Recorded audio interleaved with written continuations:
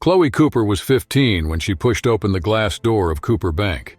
The $10,000 check she carried was her ticket to college, and in her mind, the first step toward freedom. She wanted to handle everything herself. "I need to learn to stand on my own," she told her mother, Kristen Cooper, the bank's president, before heading out.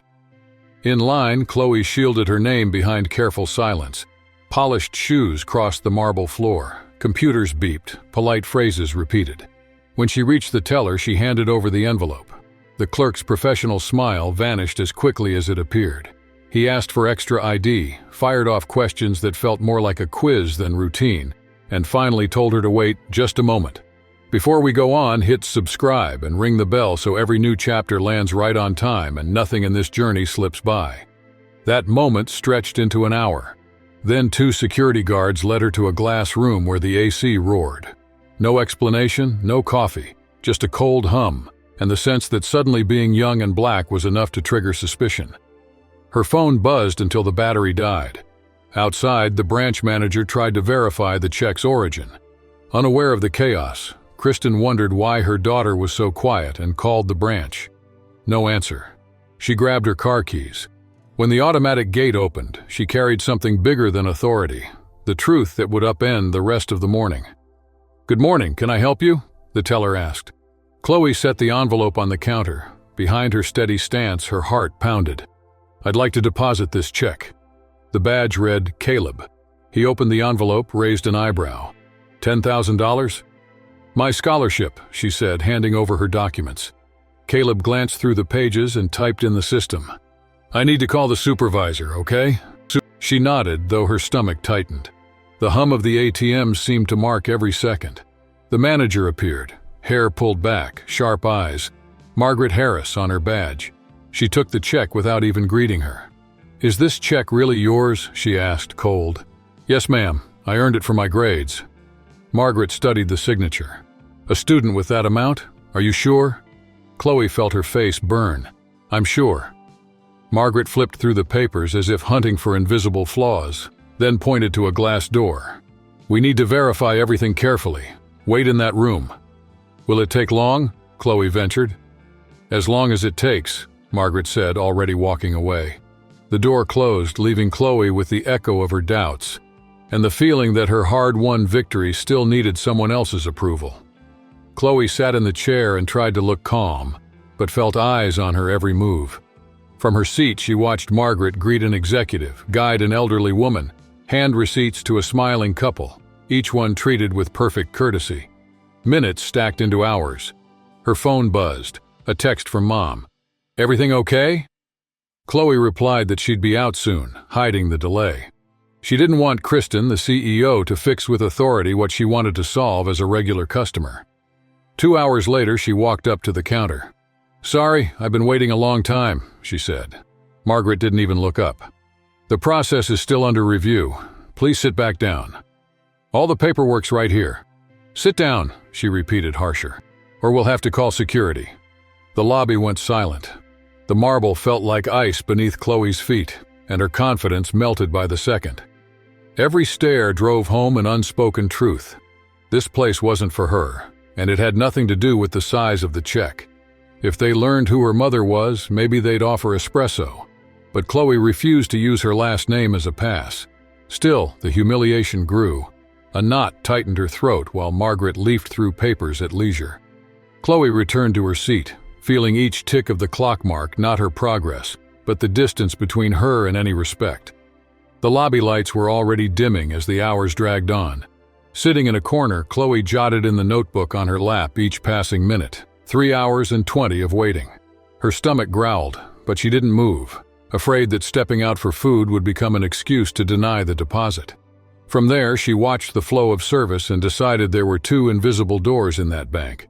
One that opened with smiles and one that stayed locked for faces like hers. An executive hurried in, leather briefcase in hand. Before he could say a word, Margaret slid over. "Mr. Simon, what an honor." In less than 5 minutes, he walked out counting bills, light as someone who had never waited in line. Chloe's heart tightened, but she logged the scene without breaking her handwriting's rhythm. Moments later, a silver-haired lady walked through the door. Margaret chatted about her granddaughter who had just gotten into Harvard and, amid compliments, guided the customer to a private teller. New lines appeared in Chloe's notebook, accompanied by a stifled sigh. Then a man with a thick Arabic accent stepped up. The manager's smile evaporated. "Come back later," she ordered without looking up. He tried to explain he only needed to exchange a few bills, but his voice vanished into the room. Before we go on, click subscribe and hit the bell so every new chapter reaches you right on time and nothing on this journey slips by. Chloe closed the notebook for a moment. The ink there showed that the clock ticked at different speeds for every face. She took a deep breath, gripped her pen tight, and got ready to record the next micro-injustice that came up. Aaliyah typed with trembling fingers. "I want to scream, disappear, turn back time." She dreamed of revealing who her mother was, but wanted to be respected for herself, not for blood ties. The air weighed on her shoulders. The scholarship she just won already felt distant, muffled by the looks of disdain drifting through the branch. Hours later, Chloe had racked up 4 long hours of waiting. When Margaret subtly raised her hand, a burly guard appeared, cutting through the murmurs. "Miss, I need you to come with me." "Where to?" Chloe's heart raced. "Private room, orders from management." She tried to argue. "I just want to deposit my check. Other people were helped in minutes." "Are you questioning our protocol?" The guard lowered his hand to his radio, a silent threat. Nearby customers looked away. Swallowing her shame, Chloe adjusted her backpack and followed him. Down a stretch of chilly hallways, she stepped into a cubicle with a desk, 2 chairs, and nothing but walls that seemed to close in. The man locked the door. "Wait here, wait." The silence was crushing. Instead of giving in to tears, Chloe opened her notebook. If she couldn't defend herself, she'd record every detail of the abuse. In steady lines, she wrote, "I wish Mom could see how this very bank treats the people it should protect." Her mother preached equality. Here, the word was empty marketing. The clock ticked out endless seconds. Each tick-tock signaled the next chapter, one Chloe didn't know yet but swore to control, this time with the truth as her weapon. The door creaked after a whole hour of waiting. Chloe looked up just in time to see Margaret walk in with a tall man in a spotless suit, who stepped back when he realized someone was in the room. "I thought it was empty," she muttered, shooting Chloe a quick glance. "Who's this?" the man asked, frowning. "Nobody relevant, just a customer with a sketchy check." The word girl throbbed in Chloe's ears, but she pretended to focus on her notebook while catching every syllable. Margaret dragged the visitor to a corner. The two began to whisper. Even so, stray phrases reached Chloe's desk. Cooper Enterprise, acquisition, confidential bank data. When she heard Cooper, her body stiffened. It was the conglomerate run by her mother. That explained the hostile treatment at the counter. It hadn't been random. It was strategic. "I have the final numbers from last quarter," Margaret said, sliding a dossier across the side table. "Kristen Cooper has no clue. I track her every move." "Excellent," the man murmured. "With this, we'll launch the bid and Torn Industries will finally overtake Cooper." "And my position?" Margaret pressed. "Executive Vice Presidency, as agreed. You'll be the right hand as soon as the board shifts." Blood pounded in Chloe's temples. The conversation confirmed it. She was sitting at the epicenter of a corporate plot, and every second there could shake her family's empire. Chloe's heart hammered, not from fear but from the injustice she'd just witnessed. From the hallway, she had heard Beckham mock her mother's loyalty to the bank and order that she be kept there, away from any phone until closing time. Margaret said Chloe's check sounded suspicious. Beckham waved off the concern and carried the conspiracy into the comfort of the office. The door had barely closed before Chloe pulled out her college notebook. Her pen raced, recording every word, every expression, anything that could prove the scheme. Going to the police would be useless without evidence. That notebook would have to become her weapon. She tried calling her mom, but her cell signal was gone, as if the building were a vault. As she wrote, she remembered the start of the morning, the pride of opening her first account in her own name, the arrogance of the tellers who made her wait for hours, the suspicion in their eyes when they saw the amount of the deposit. Now everything lined up: discrimination, sabotage, and fraud. Time dragged. Nearly 2 hours later, the doorknob turned. Instead of the guard, Kristen Cooper stepped in. tall, composed, with the look of someone who decides fates. Her eyes swept the room until they rested on her daughter, and for a moment her determination gave way to clear relief. Still silent, Kristen noticed the notebook crammed with notes and understood that the battle had already begun in that stifling little room. "Chloe!" Kristen's voice echoed through the lobby as she crossed the marble floor to hug her daughter. "I went hours without hearing from you. I was worried sick." The touch broke the dam. Her pent-up tears spilled out. "Mom, they left me here all day. No one would take my deposit. They acted like I didn't exist." Kristen loosened the hug and looked at her. "Why would they do that?" Chloe swallowed hard. "You know why." A quick flash of understanding shook the CEO's stance, soon replaced by her usual steady expression. "Before we go on, hit subscribe and ring the bell so every new chapter reaches you right on time and nothing on this journey slips by. This is my bank," she said in a voice that demanded silence, "and I won't tolerate that kind of treatment." But Chloe had more. She opened the crumpled notebook. "I heard Margaret Harris talking to a man named Beckham Thorne. They want to take you and the bank down." The name made Kristen clench her jaw. "Beckham Thorne, my biggest competitor." Chloe nodded and flipped through pages covered with notes, times, amounts, bits of rushed-down dialogue. As she read, her mother's expression shifted from shock to a contained fire. She closed the notebook, held it to her chest, and surveyed the lobby as if redefining a battlefield. Pieces were in motion, and from here on every move would matter. "Margaret's been leaking confidential data to Torn Industries," Kristen whispered, her voice sharp. "And she humiliated my daughter without knowing who she is. This ends now." She grabbed the phone. "Security, Kristen Cooper. I'm the CEO. Seal the exits for Director Margaret Harris and any visitor named Beckham Thorne. I'm calling an emergency board meeting." Chloe kept pace with her mother, proud. Hand in hand, they crossed the bustling atrium to the executive floor. The sharp click of Kristen's heels cut through the surrounding murmur. In the main office, Margaret was typing. When she saw the CEO, she went pale. "Ms. Cooper," she stammered. "I wasn't expecting, nor did I expect you to keep my daughter here all day, refusing her scholarship deposit." Kristen answered, every syllable precise. Margaret's gaze darted to Chloe. Panic flared. She searched for an excuse, but nothing came. "And that's not all," Kristen went on, setting a blue-covered notebook on the desk. "We have records showing internal information was sent to Beckham Thorne. The cameras confirm it." The air seemed to vanish. Margaret opened her mouth, but no sound came out. Chloe's heart raced. This was the turning point, and the story was far from over. Margaret realized there was no way out. The Cooper Bank lobby, once a place for murmurs about investments, had turned into a tribunal of reckoning. On one side stood Margaret, a director now exposed. On the other, Kristen Cooper, the CEO, steady, and Chloe, her daughter, brandishing a notebook where everything was written down. "How dare you?" Kristen asked, her tone a mix of calm and outrage. "You betrayed this bank's trust and, worse, humiliated my daughter simply for who she is." Margaret tried to explain, but the words came out thin, hanging in the air. "Miss Cooper, there was a misunderstanding. If I'd known about the family connection." "That's the problem," Kristen cut in.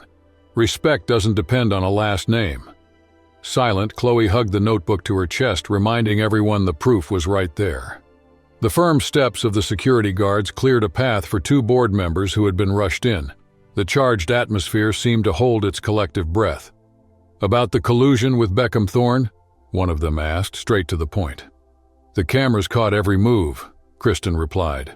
And Chloe wrote down every word. The notebook passed from hand to hand, the weight of the ink magnifying the gravity of the facts. Margaret's expression melted from defense to total surrender. "You don't understand," she muttered, almost to herself, while the entire lobby stayed still, waiting for the next blow yet to come. When Thorne made his offer, it seemed able to buy not just favors but the bank's backbone. Director Kristen kept her voice low and steady. After reading the reports gathered by Thalia, board member Margaret Harris announced, "You're suspended, effective immediately." The creak of doors accompanied the guards escorting her out. As she left, Margaret met Thalia's gaze. There was no mockery, only the certainty that she had underestimated the CEO's daughter, someone who didn't need to flaunt a last name to be heard. Weeks of tough auditing followed. Every note in Thalia's log proved spot on. Margaret screened clients by looks, sold confidential data to rivals, and manipulated internal metrics. Shaken, the bank began a public turnaround. Under Kristen's firm command, protocols were rewritten. Cameras covered the lobbies, and surprise inspections broke old habits. Diversity trainings landed on the calendar. From interns to directors, everyone sat side by side to face their biases. The once oppressive lobby gained light and airflow. 3 months later, Thalia returned to deposit the prize from an academic contest. She found receptionists greeting her by name, quick lines, and sincere hellos. The place that once hurt her now showed complaints turned into levers. And the story, far from over, promised even more decisive chapters. With her mother's encouragement, Thalia started visiting classrooms to talk about money and prejudice. New stories surfaced at every chat. Soon the talk became a cycle of meetings funded by Porteur Bank. "What I lived through isn't the exception," she told the packed auditorium. "Some people still judge us by skin color or accent, not by what we achieve." Some students relaxed when they saw themselves in her words. Others widened their eyes, spotting a map they'd never noticed. Thalia kept the pace. "Change is born when we refuse to disappear. We report, we resist, we speak up even if our voices shake." In the front row, Kristen followed her daughter's every move. "She took the wound and built a bridge," she whispered proudly to a colleague. 4 weeks later, Porteur Bank introduced the Thalia Initiative. Goal: open banking doors for young people and minorities, teach basic finance, and offer fair terms for a first investment. "This action carries her courage," Kristen declared. "It shows that a bank's strength isn't just in its balance sheets but in what it stands for." Thalia stepped on stage holding the battered notebook that had been with her from the start. The dog-eared pages, once confidential, had become proof that a personal story, when told, can reshape entire policies. "This notebook started as a simple task log," Thalia said. "Then it became a refuge when I was forced into silence and finally, living proof of what really happened. It reminds me that our stories carry weight and deserve to be put on paper." The auditorium burst into applause when Thalia, without hesitation, opened to a blank page. The gesture looked ordinary, but a new chapter was born. She was no longer writing as someone who suffered, but as someone ready to shake the game's foundations. Soon after, every Porteur Bank branch displayed a concise sign at the entrance. "Every person deserves respect and dignity. That's our commitment." Inspired by Thalia Cooper. The last name, once erased, now shone where no one could miss it. Head held high, Thalia walked through her mother's bank corridors, notebook in view. Not for defense, but for conviction. With every page she turned, she remembered, justice may take its time, but it arrives, and even the quietest voice, when it keeps echoing, rattles entire structures. Thalia entered that building a student and left a symbol of change. If this story moved you, share it with someone who needs courage. And you, have you ever felt erased where you deserve to be seen? Speak up. Your voice matters. Thanks for sticking around. If this content made sense to you, hit like and share it with someone who needs this message. Subscribe to the channel and ring the bell so you don't miss the next chapters. See you then.